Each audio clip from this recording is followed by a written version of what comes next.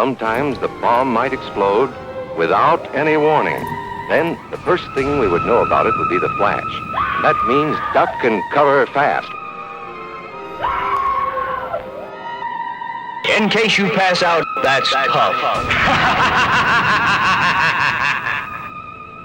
Welcome back to Joe's Drive-In. It's time for our annual Halloween marathon with 13 days of Halloween, Age of the Atom.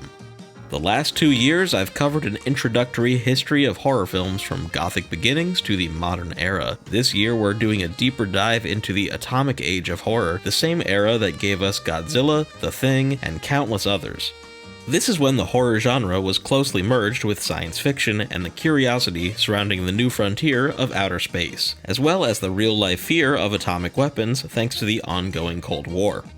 No matter where we live, in the city or the country, we must be ready all the time for the atomic bomb. Duck and cover. Films were packed with alien invaders, giant monsters born of atomic radiation, mutations, and mad science gone wrong. Some would go on to be classics like Forbidden Planet, but many others would not, such as the famously terrible Robot Monster. There is no escape from me. But more on that another time. Very well. I will recalculate. Today, we're starting things off on the more alien side of things with 1951's The Man from Planet X, brought to us by Mid-Century Films. What a coincidence, because this movie is pretty mid.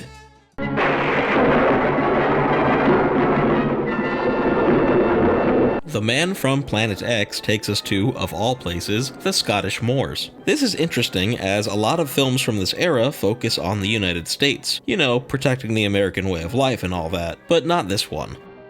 What is it? A new planet. For want of another name, at present we identify it as Planet X. When a new planet, Planet X, is discovered, American reporter John Lawrence makes his way to Scotland to discuss the findings with his friend, Professor Elliot. And wouldn't you know it, a spaceship has just so happened to land close to Elliot's castle-like home. And on top of that, it's from Planet X. The professor's daughter discovers the alien pilot, and the two men go to investigate. They find the alien is struggling to breathe. They assist him, and the alien appears grateful, even following them home. Maddening. Here we have this astounding creature with his vast potential for fabulous knowledge to be given us, and we may only stand and stare at each other. Unfortunately, John and the professor are unable to find a way to communicate with the alien. What about sign language? Shall I try it? And just don't alarm him.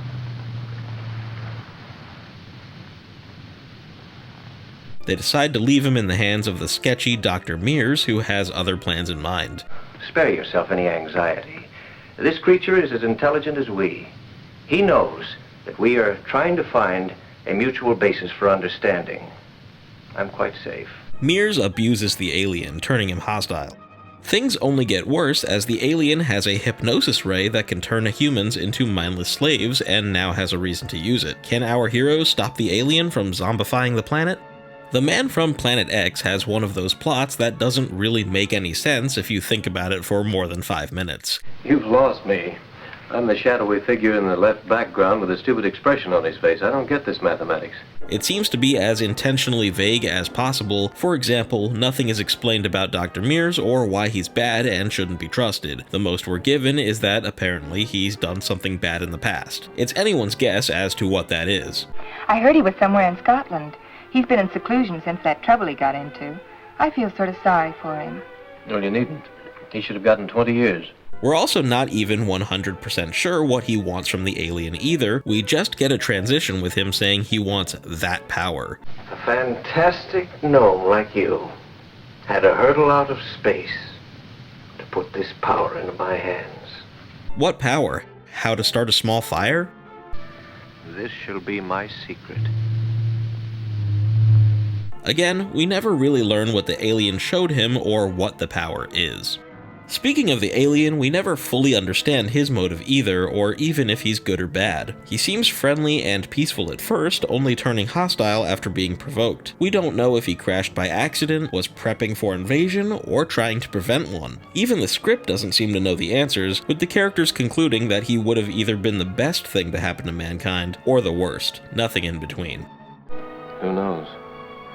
Perhaps the greatest curse to ever befall the world, or perhaps the greatest blessing.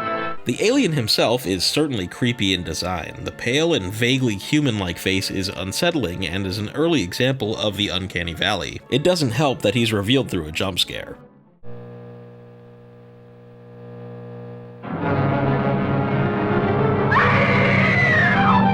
It's a pretty solid design and certainly fits the description of a 1950s alien. The mind control ray can certainly be threatening, and the alien uses this to abduct several villagers. Despite the ray's power, the humans in a trance seem to obey just anybody's command, so it's not exactly effective. Father, stop! Father? Don't stare at me. Despite the alien's general creepy appearance, gun, and mind control, it's not exactly threatening. He's not imposing and somehow manages to do nothing the entire movie, not to mention that the character gets taken down easily, barely a challenge for our main character.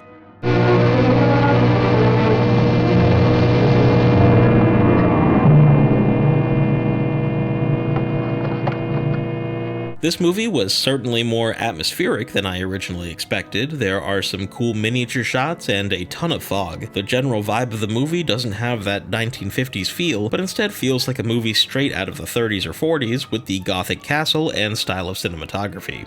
Overall, The Man from Planet X is an okay movie if you don't think about it too hard. It's not exactly a good movie, but isn't anywhere near as notorious as others in this marathon. Getting a copy is expensive, as the Blu-ray is out of print, and at the time of writing this, listings are reaching over $100. That's insane.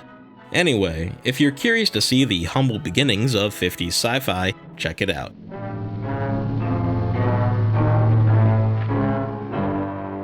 Pleasant nightmares, friends.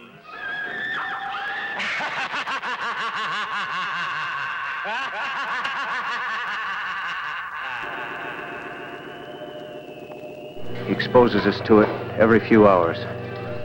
Good midnight to you.